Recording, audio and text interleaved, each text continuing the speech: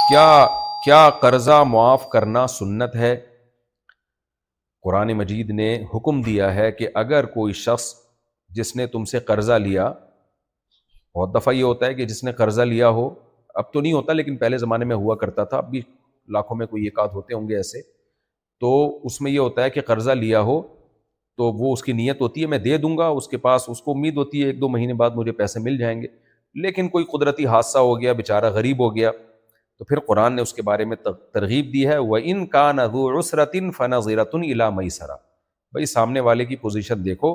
اگر وہ بیچارہ تنگ دست ہو گیا ہے یا تنگ دست ہے، غریب ہے،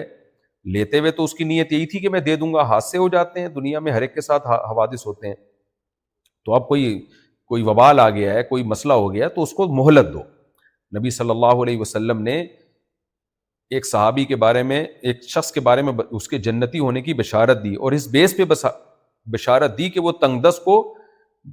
مہلت دیا کرتا تھا، یعنی وہ غریب لوگ جو قرضہ دینے کی جن میں استطاعت نہیں تھی ان کو مہلت دیا کرتا تھا، وہ یہ جنت میں جانے کا سبب ہے کہ اگر کوئی غریب ہے،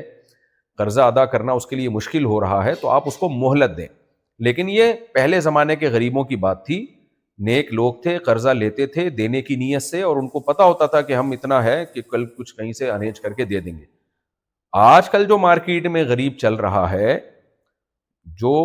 99% کی بات کر رہا ہوں، 100% سارے لوگ کبھی بھی خراب نہیں ہوتے، لیکن 99.9% جو غریب مارکیٹ میں آج کل اویلیبل ہے، وہ قرضہ لیتے ہوئے بڑا مالدار شو کرتا ہے اپنے آپ کو۔ آپ اس سے پوچھتے ہیں تم 1 کروڑ روپے قرضہ لے رہے ہو تو دو گے کہاں سے؟ وہ کہتا ہے کوئی مسئلہ ہی نہیں ہے، میرے تو بائیں ہاتھ کا کھیل ہے، وہ ادھر میرے پہ اکاؤنٹ ہے، ادھر بھی اکاؤنٹ ہے، یہ ہے وہ ہے، دے دوں گا۔ اور کبھی میں، آپ دیکھیں وسیم سے جا کے پوچھا میں نے کبھی دینے میں تاخیر کی ہے، وہ تو جھوٹ بول رہا ہوتا ہے، ٹوٹلی بے وقوف بنا رہا ہوتا ہے آپ کو۔ جو مارکیٹ میں غریب چل رہا ہے میں اس غریب کی بات کر رہا ہوں، تو وہ اس کی نیت ہی نہیں ہوتی دینے کی، وہ کہتا ہے ابھی اس کو نچوڑو، بعد میں دیکھیں گے کون پھر دیتا کون ہے۔ کوئی قانون تو ہے نہیں، آپ کورٹ سے تو کسی سے پیسے نکلوا ہی نہیں سکتے، پولیس سے اگر آپ نکلوائیں گے نا تو پولیس کو اتنے دینے پڑیں گے کہ وہ آپ کہوں گے یار ڈائریکٹ میں اسی سے نکلوا لیتا۔